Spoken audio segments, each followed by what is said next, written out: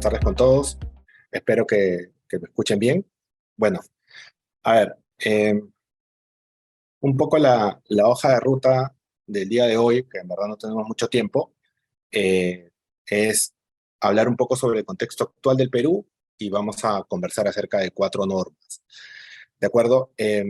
Lo primero que quería mencionar y en realidad quería preguntarles es, ¿ustedes creen que todo lo que está sucediendo lamentablemente en nuestro país, entiéndase el ciclón, entiéndase las lluvias, entiéndase los huaicos, etcétera, van a tener o no van a tener un impacto en los estados financieros de las compañías? Un poco pensando en eso y respondiendo la pregunta, si quieren, en realidad, a mí me gusta, en mis clases, siempre le digo a los chicos que mientras más me pregunten y mientras más interactuemos, es mucho mejor, porque genera que yo hable más y me acuerde de más cosas. Entonces, sí me gustaría que por lo menos en el chat me vayan contestando o me vayan comentando a ver si es que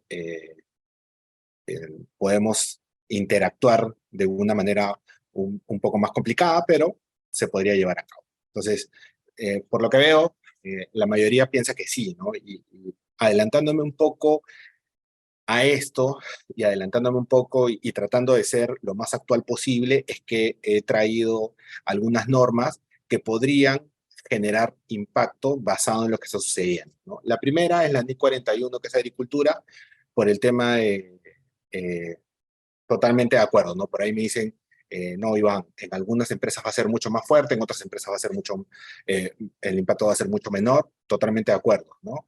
Y por eso he traído algunas normas que están relacionadas con lo que estamos viviendo, ¿no? Definitivamente en todo el norte del país, todas las empresas que viven de la agricultura o todas las empresas que siembran algún tipo de producto van a tener un fuerte impacto producto de las inundaciones, ¿no? Y por eso es que traje a colación el tema de la NI 41 agricultura. Eh, por otro lado, hay empresas que aún no han terminado de cerrar o empresas que aún no emiten sus estados financieros, ya sea que todavía no los hacen públicos o ya sea que todavía no los emiten. Entonces, también por eso es que he traído un poco la NIC 10, que son los hechos ocurridos después de la fecha del periodo sobre el que se informa, para conversar acerca de qué es lo que se tendría o qué es lo que no tendrían que registrar las compañías del impacto que ha tenido o que viene teniendo esta situación que estamos viviendo. Eh, Adicionalmente a ello, obviamente si hay inundaciones o si hay algún tipo de situación que genere una pérdida por parte de los activos de larga duración de la compañía, eh, he traído lo que es la NIC 36, que es deterioro del valor de los activos, básicamente de los activos de larga duración. Después ya vamos a entrar un poco a detalle. Y por último, el tema de arrendamientos, que es la NIF 16, que, bueno, es una NIF, entre comillas, relativamente nueva, ya tiene cerca de 3 años. Y bueno, siempre es importante ir viendo las normas que están, eh, que se vienen actualizando, ¿no? Entonces, lamentablemente, ya entrando un poco a lo que es el, el desarrollo de los temas, en el contexto actual del Perú, lo primero es que estamos atravesando una situación que al parecer, lamentablemente por lo que viene sucediendo, eh, va a ser mucho más fuerte o va a tener un mayor impacto de lo que fue el último fenómeno del Niño en el Perú, ¿no? Entonces, esto tiene un impacto directo en las diferentes compañías. Acuérdense que las compañías son entes vivos que están constante, en constante cambio, y adicionalmente a ello, no solamente el cambio se realiza desde el interior de la compañía, sino también se realiza por los diferentes inputs que viene recibiendo desde el exterior la compañía, ¿no? Entonces, tenemos que analizar y tenemos que ver qué es lo que está sucediendo en el giro del negocio, qué es lo que está sucediendo en donde la compañía se desarrolla, qué es lo que está sucediendo, ya sea con los proveedores, con los clientes, o en el lugar donde la compañía realiza o tiene su principal centro de distribución, de producción, etcétera. y que puede tener un impacto en las operaciones de la compañía. Acuérdense que la contabilidad y los estados financieros lo único que hacen es recoger las diferentes transacciones financieras que realiza la compañía y reflejarlas en los estados financieros. Y para ello, ¿qué utilizamos? Utilizamos las diferentes normas que aplican a los estados financieros de la compañía. Por eso, cuando estamos en el programa y cuando conversamos con los chicos, a veces yo siempre les digo, ¿no? Hay normas de carácter general que aplican para todos y hay normas de carácter específico que solamente aplican para ciertas compañías dependiendo de su giro del negocio, ¿no? Entonces, por ejemplo, la NIC 1 o la NIC 7, ¿no? La NIC 1, presentación de estados financieros, o la NIC 7, flujo efectivo, son normas de carácter general que aplican a todas las compañías porque todas las compañías eh, tienen que presentar sus estados financieros, porque todas las compañías eh, tienen que preparar un flujo efectivo, mientras que hay otras que solamente aplican para ciertas compañías, como por ejemplo la NI 41. ¿No? No todas las compañías tienen un activo biológico, no todas las compañías producen, ya sea tienen animales para producir o siembran, por lo tanto, solamente aplica a ciertas compañías, ¿no? Entonces, tomando en referencia el contexto que estamos viviendo, que es básicamente el crecimiento económico del Perú en el 2022 fue solamente de 2,68%, por debajo del nivel esperado. Entonces, no solamente tenemos un tema de operatividad interno de la compañía, de qué tan eficiente soy, o qué tan no eficiente o ineficiente soy, o qué tanto puedo controlar mis costos, ya sea mis costos fijos, mis costos variables, qué tanto puedo ampliar mi cartera de clientes, qué tanto puedo vender más, cómo puedo aumentar mi margen, etcétera, sino que también tengo un contexto externo que en el caso del Perú no ha sido favorable, ¿no?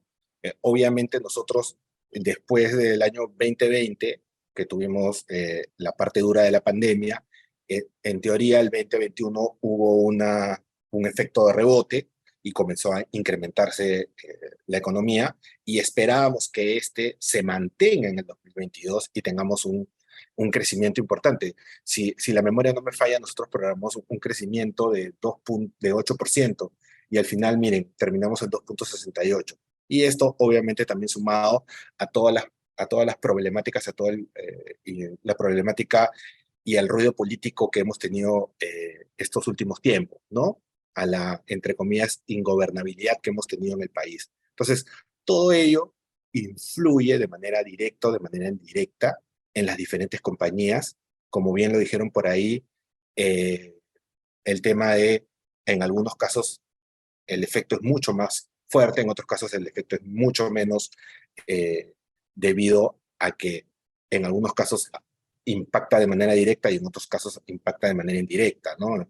No sé, en los problemas que hemos tenido, como bien lo comentaron por ahí, en los problemas políticos que hemos tenido, ha afectado de manera directa a las minas, pero de manera indirecta a todos los proveedores que están alrededor de las minas y que les brindan servicio a las minas. Entonces, la economía se ha visto afectada. Adicionalmente a eso, la expectativa de crecimiento para este año es de 3%, ¿no? Y que está basado básicamente, o un factor muy importante es el crecimiento de la actividad minera, que en teoría va a ser 8,4%. Entonces, eh, y ese es otro tema que cuando vemos un poco de la NIF 6, conversamos con los chicos, es, claro, yo ahora tengo algunos proyectos mineros que están generando rentabilidad. Obviamente, mientras que más sube el precio del mineral, más ganancia voy a tener, cuando baja el precio del mineral, menos ganancia voy a tener, ¿no? Y ese es un factor, es un commodity que no lo puede controlar la compañía, pero lo que sí puede controlar la compañía y puede controlar el gobierno es la cantidad de inversión que hay en exploración, cosa que no se está dando. Es decir, los proyectos grandes, importantes que tenemos, tienen un tiempo de vida y tienen un tiempo de duración. Y para que se mantenga la operatividad y para que se mantenga el crecimiento y para que se mantenga la actividad minera, se tiene que invertir en exploración para después poder desarrollar, cosa que no se está dando. Entonces, ahí tenemos otro punto importante que a mediano plazo va a repercutir en la economía del Perú. tomando en consideración que nosotros somos un país netamente minero. Eh, el impacto económico de las protestas fue de 1.820 millones de soles, unos 474 millones de dólares, solo en enero del 2023. Y en febrero fue de 800 millones. Además de los 1.000 millones de soles perdidos en diciembre del 2022, lo que obviamente redujo el crecimiento del año. Entonces, imagínense, si nosotros este año tenemos una expectativa de crecimiento de 3%, hemos tenido un mes y medio, casi 2 meses, enero y febrero, de protestas, y ahora sumamos el tema climatológico, obviamente la expectativa de crecimiento se va a reducir, ¿no? Entonces, esperemos que sigamos teniendo números positivos, ¿no? Y que no tengamos números negativos. Si a ello le sumamos la inflación, ya estamos en una situación media complicada para el Perú y que obviamente va a afectar a las compañías, ¿no? Eh, Ahora, el tema de las fuertes lluvias y el ciclón Yaku ha causado graves daños en la infraestructura del Perú, ¿no? Lo cual genera que sea muy complicada de cumplir las expectativas de una recuperación económica para marzo, ¿no? Un poco lo que he venido conversando. Solamente para comentarles, tengo doble pantalla y la pantalla más grande está a mi derecha, por eso a veces voy mirando doble, porque a cierta edad necesitamos una pantalla un poquito más grande. Siguiente, el ciclón y las lluvias tendrán un impacto sobre la cifra proyectada del PBI para este año, de todas maneras. O sea, estoy esperando que el BCR se pronuncie y que nos digan cuál es la expectativa que se va a tener ahora de crecimiento del Perú, y tomando en consideración que la existencia de 18 puntos de vías bloqueadas y 76 de tránsito restringido, que hoy deben ser mucho más, ¿no? Por todo lo que ha sucedido. Entonces, obviamente esto también no solamente complica a las compañías que están en los lugares donde ha sucedido el problema, sino también complica que la cadena de abastecimientos, la cadena de distribución, que los productos puedan llegar al destino en el momento indicado, si es que los productos no solamente tienen algún tipo de, por ejemplo, si son fríos y tienen que tener cámaras de frío para poder llegar al lugar, para poder transportarse, si se tienen que exportar, etc., etc., etc., ¿no? Entonces, ya todo ello que genera que el incremento del costo y en algunos casos las pérdidas. Entonces, eso también va a influir o va a tener un impacto directo en los estados financieros de las compañías y en la expectativa que tiene la compañía de crecimiento, ¿no? Obviamente ustedes saben que todas las compañías tienen sus presupuestos y comienzan el año con un presupuesto esperando poder llegar a dicho presupuesto. Entonces, todo esto y toda esta situación impacta de manera directa en la preparación y la presentación de los estados financieros. Exactamente, ¿no? Para ahí me dicen, sí, yo hoy tratando de ser lo más actual posible, les estoy comentando cuáles son la problemática que tenemos, ¿no? Hoy por hoy. El día de acá a un mes o de acá a 2 meses, la problemática podría ser otra. Acuérdense, en un momento estuvimos complicados por la subida del petróleo, después estuvimos complicados por la variación del tipo de cambio, que llegó a estar, que superó los 4, de otro factor que influyó mucho también fue, por ejemplo, el incremento del shipping que hubo a raíz de la reactivación económica. ¿Por qué? Porque China y porque Estados Unidos comenzaron a copar a todos los barcos para las exportaciones y las importaciones, etcétera, ¿no? Entonces, siempre tenemos que estar atentos a las situaciones que van cambiando. Exactamente, la crisis de los contenedores. Entonces, siempre tenemos que estar atentos a las situaciones que van cambiando para poder evaluar cómo esta impacta en mis estados financieros y cómo esta situación la tenemos que reflejar en los estados financieros, ¿no? Acuérdense que las normas se crean o las normas surgen o las normas nacen a raíz de qué? A raíz de que necesitamos registrar de una manera uniforme las diferentes transacciones financieras que suceden en el mundo de los negocios. Entonces, dicho esto, vamos a la primera norma que les quería mencionar el día de hoy, que es la NIC 41 Agricultura, ¿no? Entonces, la actividad agrícola es la gestión por parte de una entidad, una compañía, de la transformación biológica y la cosecha de animales o plantas vivos para la venta o para la conversión en productos agrícolas o en activos biológicos adicionales. A ver, en sencillo, yo puedo, o no sé, sembrar y cosechar un producto, caña de azúcar, uva, o puedo tener crianza de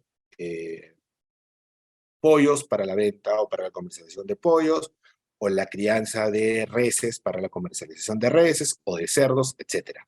Entonces, la norma en qué se centra o la norma de qué nos habla nos dice cómo voy a evaluar y cómo voy a reflejar en los estados financieros ese, esa transformación biológica que van teniendo tanto, por ejemplo, la uva como un ternero, ¿no? Desde el momento en que nace hasta el momento en el cual ya se encuentra en una situación en la cual ya lo podemos vender, ¿no? Entonces, ¿cuáles son los conceptos claves que nos da la norma, ¿no? La norma nos habla de un activo biológico, que es un animal vivo o una planta, ¿no? Entonces, ¿qué cosa es un activo biológico? Es un animal vivo o una planta.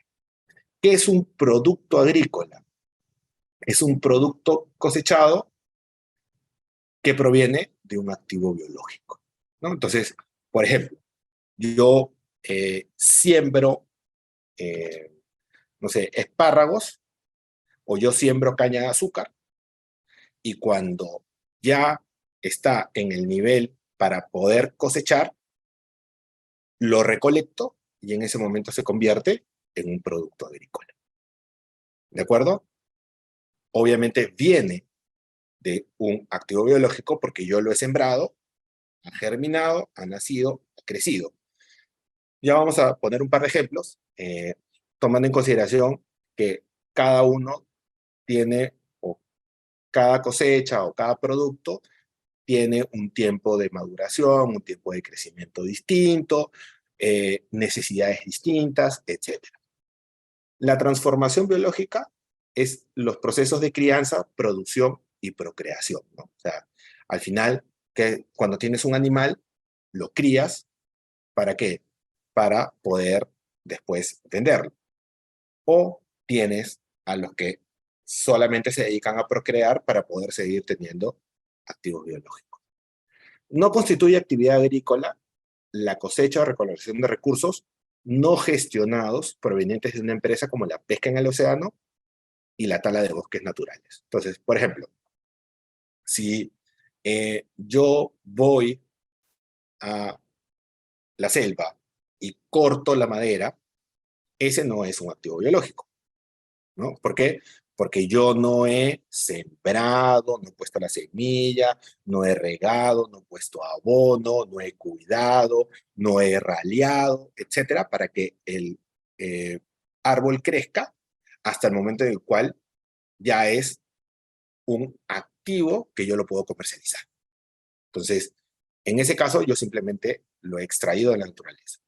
Al igual que lo que hacen las diferentes pesqueras, ¿no? Las pesqueras van, obtienen el pescado de el mar, a diferencia de otras que, no sé, a ver, aterrizando a nuestra realidad, nos vamos a Huancayo y está el criadero de truchas, ¿no? Entonces, nos vamos al norte y el criadero de conchas de abanico, ¿no? Que se dedican a criar. Entonces, eh, vamos a un par de ejemplos bastante concretos. Por ejemplo, en el tema de la crianza de animales, imaginemos el ejemplo que estoy poniendo, el criadero de truchas, yo tengo que alimentarla, eh, verificar el crecimiento, darle las proteínas necesarias, cuidar el pH del agua, etcétera, ¿no? Cuando están en un tamaño, tenerlos en un tanque, cuando pasan a otro tamaño, distribuirlos en otros tanques, etcétera, ¿no? Hago todo el proceso y todo el procedimiento hasta el momento en el cual está en una situación en la cual yo la puedo comercializar, ¿no? Eh, Eso es por el lado de un animal vivo. Por el lado de una planta, imaginen, yo audité una compañía que lo que hacía era sembraba árboles de teca y esperaba que el árbol, entre 12 y 15 años, que el árbol crezca para poder talarlo y poder vender el producto, ¿no? Y una vez que se vendía, lo que hacían era nuevamente después preparar la tierra, remover la tierra, sacar todas las raíces, etcétera, del árbol anterior y volver a sembrar, ¿no? Entonces, eh, obviamente, esos procesos y esos procedimientos están relacionados a un activo biológico porque la compañía está haciendo el desarrollo biológico de ambos productos. Ahora, me preguntarán, Iván, ¿y cómo yo voy a determinar eh, cuál es el valor de mi activo? Si mi activo no necesariamente, eh, no sé, imagínense, el árbol de teca son 12 años, la caña de azúcar son 18 meses, ¿no? El tema de la vid es anual, pero la planta per se, se te dura para, si la memoria no me falla, son 8 o 9 años que te dura para poder seguir produciendo, ¿no? Entonces, cada una tiene una característica distinta. Entonces, ¿qué es lo que nos dice la NI 41? Que tenemos que medir al valor razonable menos los costos necesarios para poder vender. ¿De acuerdo? Y me preguntarán, ¿cómo determino el valor razonable? El orden de prelación, y acá ya nos tenemos que ir un poquito a lo que dice la NIF 13, es, primero, determina el precio de cotización en un mercado activo, si es que hubiere, ¿no? Normalmente, o lo más probable, es que no van a haber, y eso se los digo porque pocos activos biológicos tienen un precio de mercado durante su proceso de cultivación. Es decir, no hay un mercado activo para una caña de azúcar que no tiene 18 meses, sino una caña de azúcar que tiene 3 meses, o que tiene 4 meses, o que tiene 6 meses, ¿no? Normalmente eso no se comercializa. Eh, si no tengo el precio de cotización del mercado, eh, voy a un mercado no activo, ¿no? Y en un mercado no activo tengo diferentes situaciones que puedo evaluar. Primero, precio de la transacción más reciente en el mercado. Es decir, si tengo un mercado no activo, y eso normalmente sucede, por ejemplo, cuando hubo mucha venta de terrenos acá en Lima, ¿no? Ya, no tengo un mercado activo para la venta de este terreno en específico, sí, pero este terreno, uno parecido a, no sé, una cuadra o una cuadra y media se vendió. Ok, ¿no? Entonces, o, ¿sabes qué? El metro cuadrado en esta zona vale $100. Ya, ok. Entonces, ¿por qué? Porque hace un mes se vendió, porque hace 15 días se vendió otro con las mismas características a $100. Ok. Determino un precio, la transacción más reciente en el mercado. Después, determino precios de mercado de activos similares, ¿no? Por ejemplo, no tengo en la zona de influencia, no se ha vendido nada en la zona de influencia, pero no sé, imagínense, no se ha vendido nada en Pueblo Libre, pero en Magdalena se ha vendido, en Jesús María se ha vendido. Ok, entonces tengo precios de mercado de activos similares, pero lo que tengo que hacer es ajustarlo para que se adecuen a la realidad de que yo estoy viviendo, ¿no? A la realidad, en este caso, siguiendo mi ejemplo, a la realidad de Pueblo Libre. Y por otro lado, referencias del sector, ¿no? Entonces voy en prelación. Y por último, un precio de mercado no disponible, ¿no? Es decir, se hace una evaluación para determinar cuál sería el precio de mercado de este activo porque no tengo ninguna referencia. Ok, y eso es un poco cómo se determina el valor razonable, ¿no? Entonces, pocos activos biológicos tienen precios de mercado durante su proceso de cultivación. Por ello, se utiliza cuál es el modelo del flujo. ¿Cuál es el ingreso que yo recibiría por el volumen, por el precio a la fecha de la cosecha, menos los costos y los gastos de mantenimiento y cosecha. Es decir, yo tengo el precio al cual lo voy a vender cuando el activo ya esté en situación para poder vender. Entonces, lo que tengo que hacer es determinar cuánto me pagarían por este activo en ese momento, menos todos los costos y los gastos necesarios para poder terminar el crecimiento o el desarrollo biológico, siguiendo lo que nos dice la norma, de este activo hasta el momento en el cual se va a cosechar. Entonces, esa es la fórmula que nos da la norma para poder determinar el valor. Y me dirán, Iván, entonces no utilizo el costo, sino utilizo el fair value, utilizo el valor razonable, ¿no? Que es lo que tengo que calcular y tengo que determinar para poder tener el valor del activo conforme va creciendo. Y ahora me dirán, y obviamente, mientras más grande sea mi activo y más se acerque al valor en el cual o al momento en el cual yo lo voy a poder comercializar, más grande va a ser el valor de mi activo. Entonces, eh, como vimos, la medición es el valor razonable menos los costos necesarios para poder vender. Entonces, los ingresos de efectivo serán el precio en el mercado de cada cosecha en la vida del activo y las salidas serán las incurridas al criar o para que el activo crezca y llevarlo al mercado, ¿no? Entonces, yo tengo que determinar cuáles son los ingresos que me va a generar menos las salidas que serán incurridas al criar el activo. En algunos casos, el mercado donde se venderá el activo será uno real, en otros podría ser el precio de fábrica. Y con eso contesto un poco la pregunta que me están haciendo por ahí, que me dicen, pero eso no es el margen, no necesariamente, porque no estamos hablando de un precio eh, para el público. Puede ser, por ejemplo, que yo se lo venda a una, eh, a una empresa o se la venda a una empresa de mi mismo rubro, del mismo grupo económico, y por eso solamente considere el precio a fábrica. Porque acuérdate, este activo no necesariamente ha tenido transformación. Me explico. Imagínate, yo voy a determinar los ingresos basados en la caña de azúcar, pero una compañía normalmente no eh, siembra caña de azúcar para vender caña de azúcar. ¿Qué es lo que vende la compañía? La compañía vende azúcar, ¿correcto? Y vende la melaza para poder ¿qué? Para poder hacer ron.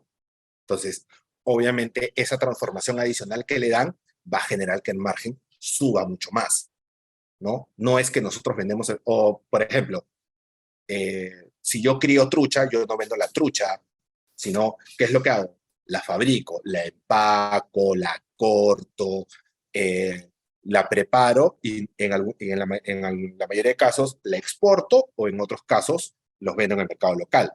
Pero esa transformación adicional ya genera que el margen sea mucho más. O no sé, o cualquier otro producto, no sé, que yo crío y que al final, no sé, la uva. Normalmente, en algunos casos sí se vende la uva, o en otros casos, ¿qué hacen? Se convierte en vino, ¿no? Entonces, no necesariamente voy a vender el producto como tal, sino le voy a dar una transformación adicional para poder venderlo a un costo mayor. ¿De acuerdo? La determinación del modelo de flujos de caja descontados no debe asumir que todas las áreas de terreno agrícola tienen el mismo comportamiento. Esto lo puse porque es muy interesante determinar que no necesariamente todas las parcelas que yo voy sembrando o todos los activos en los animales que yo voy criando van a tener el mismo desenvolvimiento. No necesariamente todos van a ser iguales. Por lo tanto, lo que me dice la norma es, basado en la historia de cada uno, basado en cómo se va desarrollando cada uno, es que yo tengo que determinar qué cosa, cuál es el ingreso que me va a generar. Y eso también, un poco contestando la pregunta de Roberto, no necesariamente el margen va a ser igual para todos los tipos de activos que yo tengo. ¿De acuerdo? Entonces, tengo que hacer esa evaluación adicionalmente y tengo que determinar basado en la historia. No, no necesariamente yo voy a cosechar 1 hectárea y la hectárea me va a dar, no sé, estoy dando un ejemplo, ¿no? 100 kilos de uva. Puede ser que la hectárea me dé 130, 140, 150, etcétera, ¿no? Eso también lo tenemos que evaluar y lo tenemos que determinar y considerar en nuestro flujo. Ok, y por último se debe reconocer la capacidad de cosecha futura del activo tomando en consideración el comportamiento histórico que ha tenido, ¿no? El activo biológico. Ok, y para terminar, o sea, en verdad la norma es bastante amplia, he tratado de sacar los puntos más importantes. Los costos subsecuentes, por ejemplo, de espárragos como activo biológico, y ahí yo quería hacer una diferenciación. Tengo, ¿no? Ejemplo de los costos a incurrir de activos biológicos, ¿no? Porque más que determinar cuánto me va a dar de ingreso, que es, entre comillas, un poco más razonable tomando en consideración si los tiempos son más cortos, si los tiempos son más largos, se evalúa que, en teoría, yo voy a ir sembrando, por ejemplo, si es teca, voy a ir sembrando diferentes hectáreas año a año o cada 6 meses. Por lo tanto, más o menos voy a tener una idea de cuánto es lo que me va a generar de ingreso cada una de los productos una vez que ya los corte y que los procese, porque tengo un comparable muy cercano de mercado.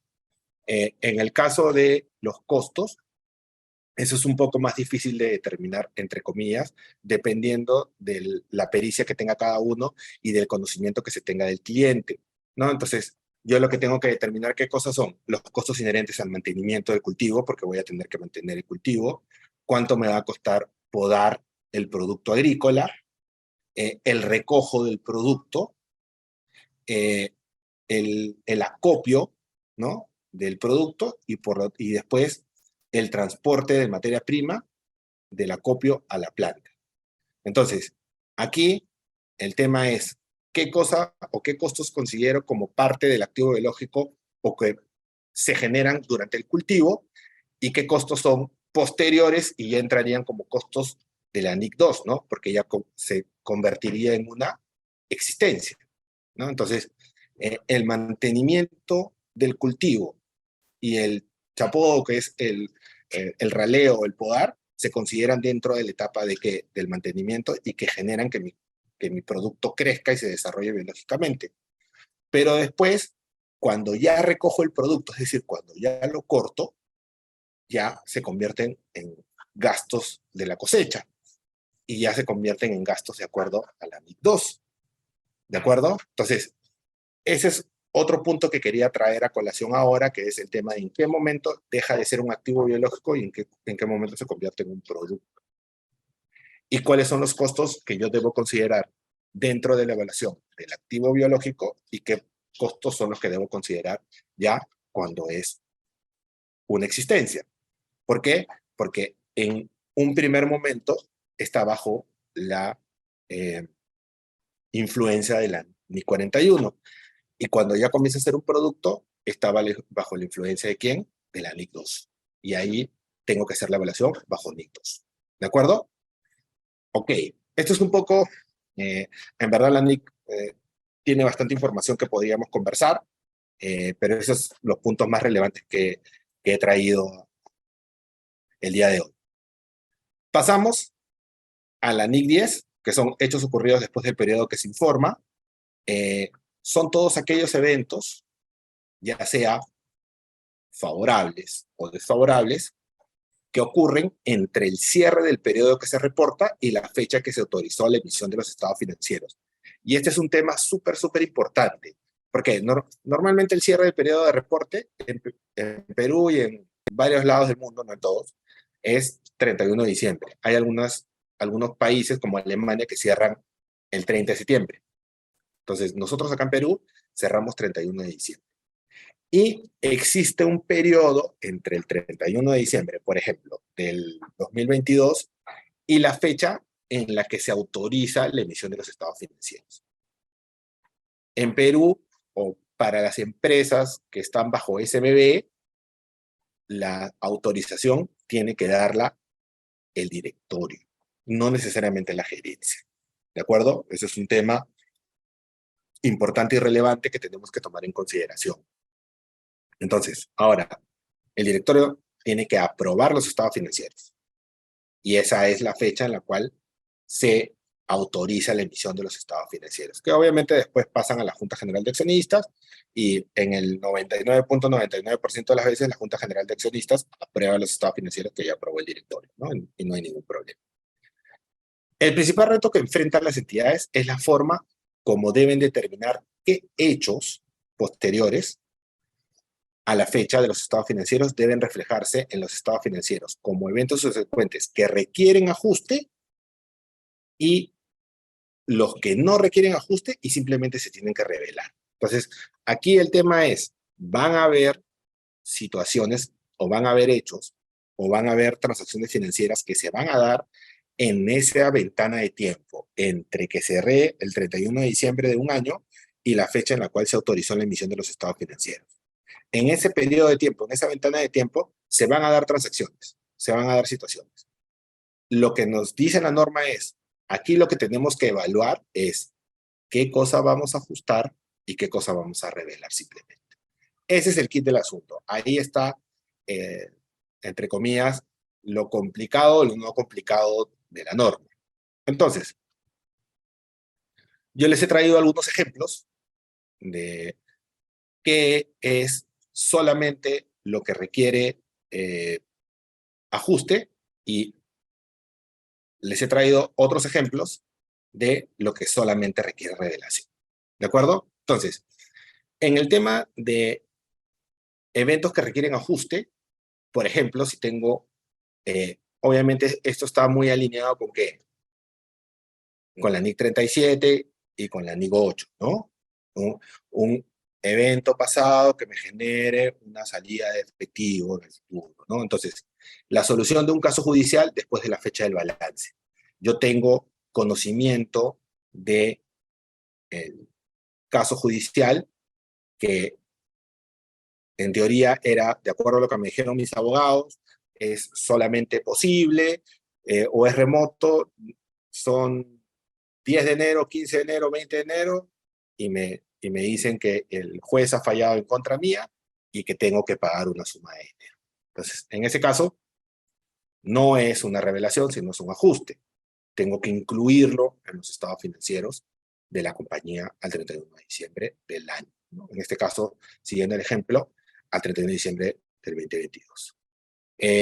Por ejemplo, obtener información de deterioro, ya sea deterioro de cuotas por cobrar, de acuerdo a la NIC 9, ya sea deterioro de inventarios de acuerdo a la NIC 2, ya sea el deterioro del fondo de comercio, del goodwill, y eso lo vamos a ver de acuerdo a lo que dice la TIC 36, o la destrucción o expropiación de algún activo, ¿no? Entonces, todas esas situaciones, eh, a menos que se dé, como dice la NIC 8, por una información nueva o una información distinta a la que ya veníamos teniendo, genera un ajuste en los estados financieros.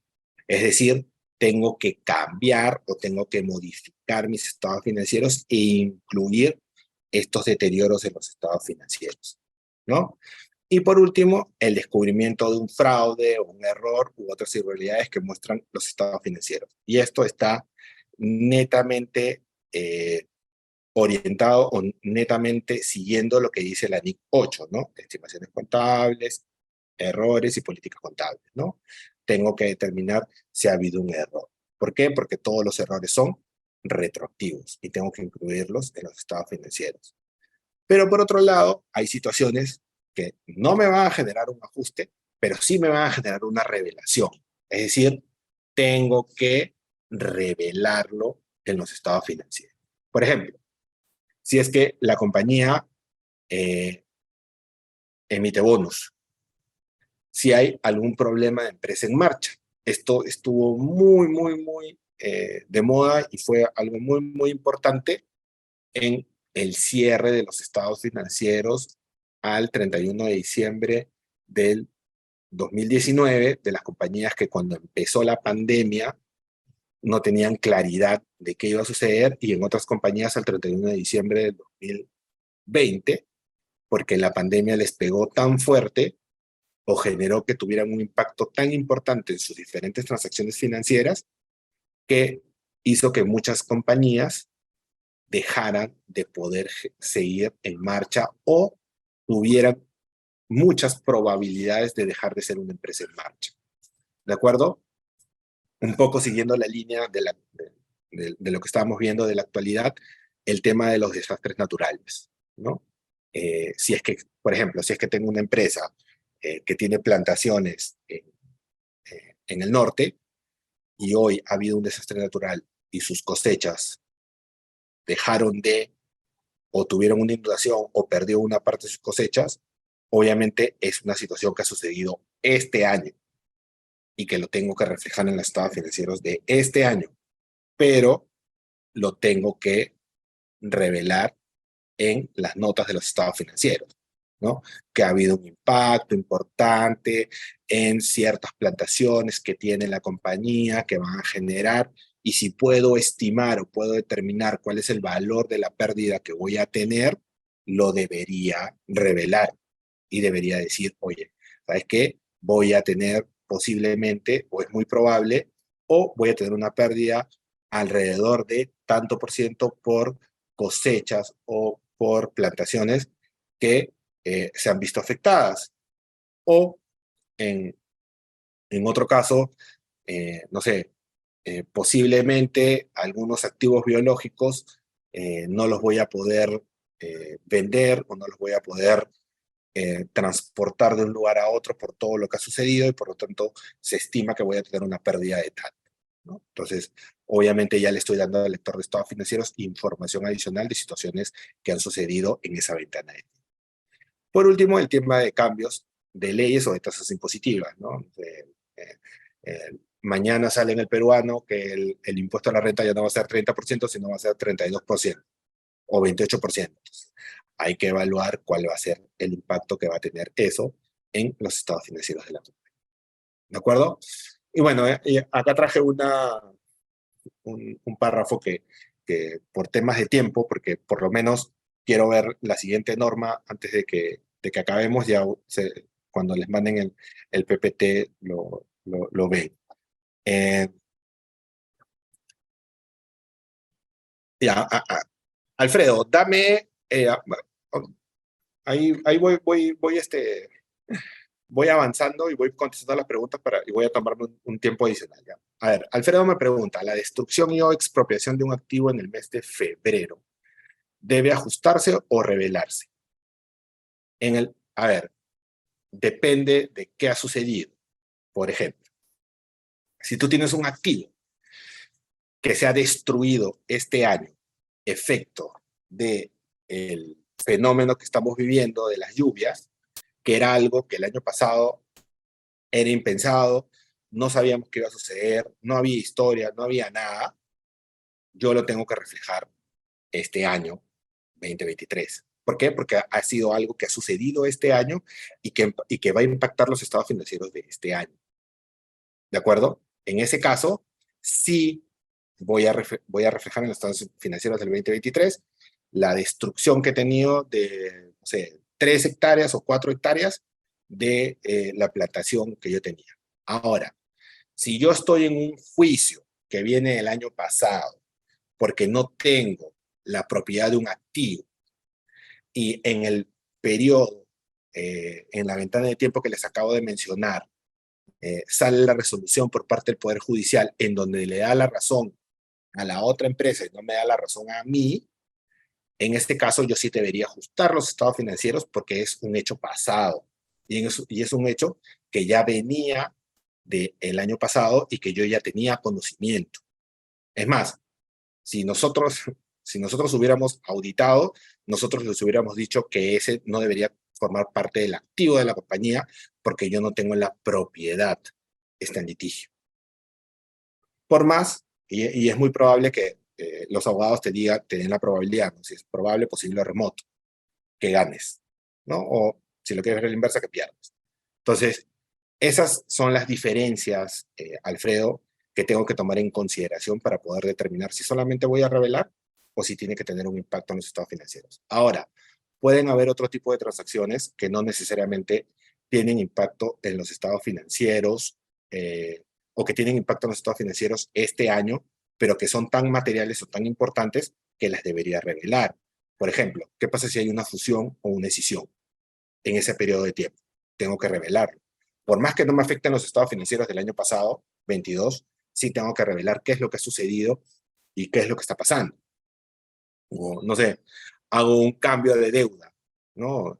Tenía un préstamo sindicado con un banco y veo que al final mejor me conviene emitir bonos porque las tasas del bono es mucho más barata que las del banco hoy. Y hago el cambio. Y lo hago en el 15 de febrero. Eso también lo tengo que revelar. ¿De acuerdo? Ok, pasando a la siguiente norma y con los 5 o 7 minutos que me quedan, eh, la siguiente norma es una norma que a mí me gusta mucho porque refleja mucho los diferentes problemas que suceden en las compañías, que es el deterioro del valor de los activos de larga duración. Primero, no se considera los activos de corta duración porque normalmente los activos, o porque los activos de corta duración tienen una norma específica. Por ejemplo, si quiero determinar el deterioro de las cuentas por cobrar, me voy a la NIF 9 para determinar o para evaluar cómo se calcula la pérdida esperada.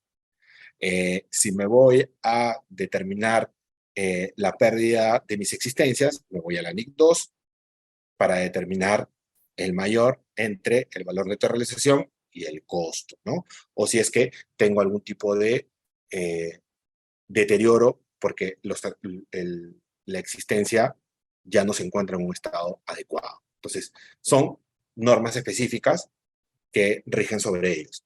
En el caso de todos los activos de larga duración, entiéndase, activo fijo, intangible, inversiones, yo lo que tengo que hacer es aplicar esta norma. ¿Qué me dice la NIC 36? Se considera que un activo está deteriorado cuando la compañía no es capaz de recuperar su valor en libros, ya sea mediante su uso o mediante su venta. Entonces, para ello, yo lo que tengo que evaluar primero es si hay indicios de deterioro. Es decir,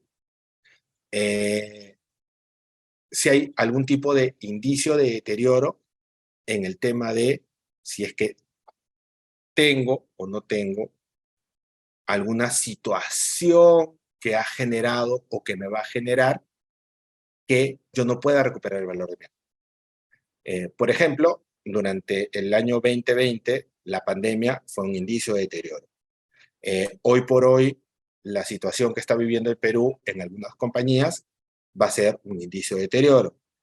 El aumento del tipo de cambio para algunas compañías va a ser indicio de deterioro. La disminución o la devaluación del crecimiento, el incremento de los commodities, ya sea el valor del oro o el decremento del valor de ciertos commodities, también va a ser un indicio de deterioro para ciertas compañías, como para, por ejemplo, las empresas mineras.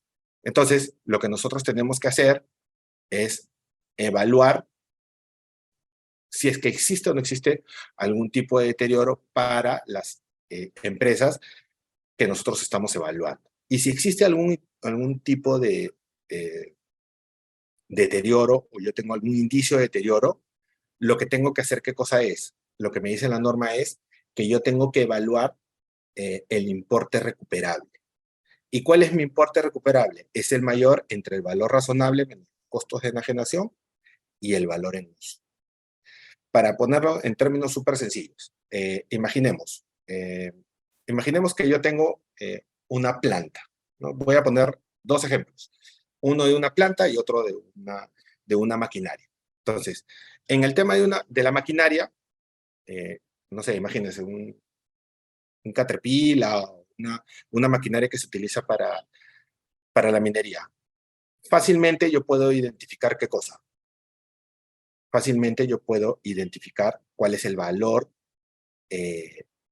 de este activo su valor razonable. ¿Por qué? Porque tengo un mercado activo, porque puedo tener comparables de mercado, porque es un activo que se transa normalmente en el mercado y puedo determinar cuál es el valor, menos los costos necesarios para poder enajenar. Entonces, voy a poder determinar el valor razonable. Pero imagínense que es una empresa que vende cementos y que tiene una planta cementera. Yo no voy a poder determinar el valor razonable de esa planta. O no sé, imagínense que son CEAPAL.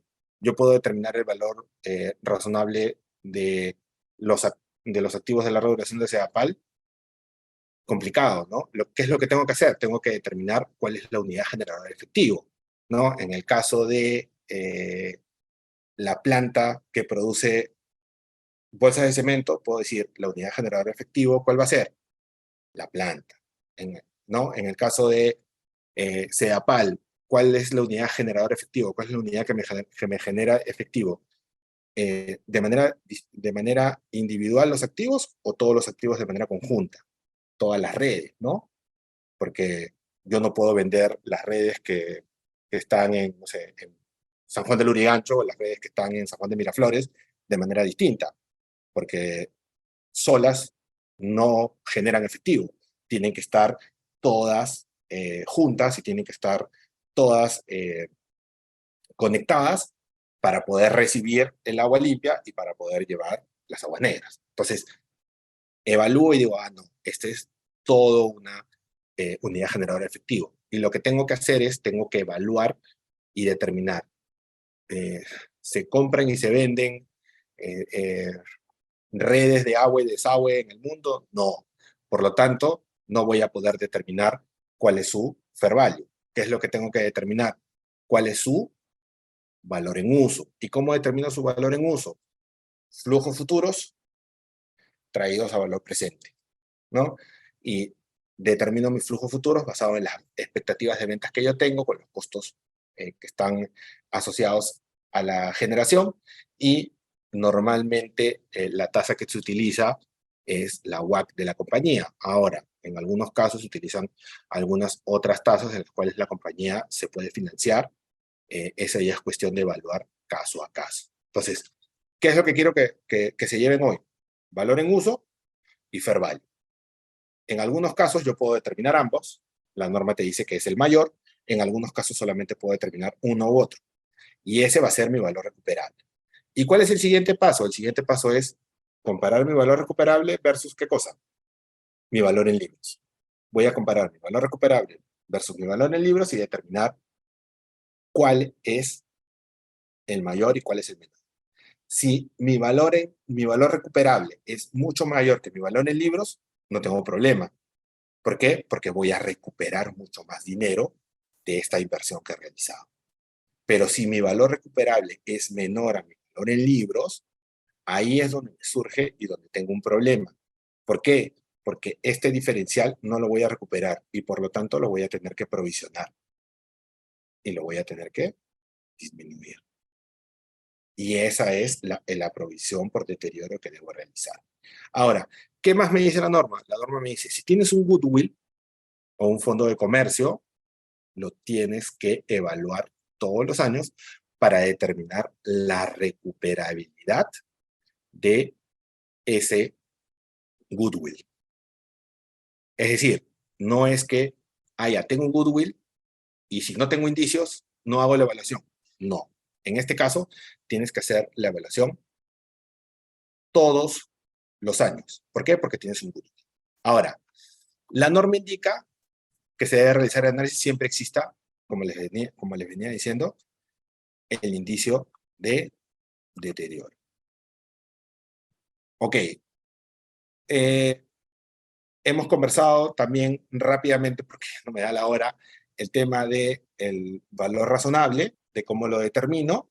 Eh, y solamente para ir cerrando la idea de la NI 36, cuando yo haga la determinación del valor en uso, los flujos de efectivo proyectados deben reflejar la mejor estimación de la gerencia al cierre del periodo que se reporta, sobre las condiciones económicas que existirán durante la vida remanente del activo. Es decir, si yo tengo una planta o una planta, por ejemplo, siguiendo la línea de producción de bolsas de cemento y mi vida remanente son, no sé, 10 años o 12 años o 15 años o 20 años, yo tengo que evaluar mis flujos durante ese tiempo de vida remanente, ¿no? Ahora, en algunos casos, como por ejemplo el de Sedapal, no tiene vida remanente porque nunca va a terminar. Lo que va a hacer es, va a seguir operando, ¿no? Entonces ahí tengo que hacer la evaluación de los activos que tengo hoy por hoy. ¿De acuerdo? Ok, chicos, se me fue el tiempo. He tratado de ir contestando las preguntas conforme me fueron llegando durante la exposición. Por eso es que me he excedido, porque en teoría debía haber acabado hace como 12 minutos para dar tiempo de las preguntas, pero he ido contestando las preguntas. Bueno, me va a quedar lo que es la NIF 16 para el siguiente webinar, que es básicamente el tema del derecho de uso y del pasivo por arrendamiento.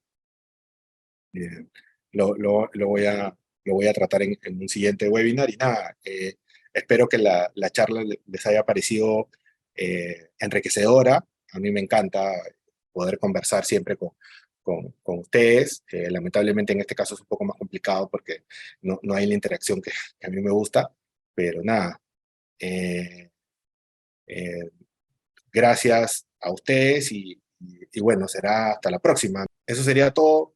Muchas gracias.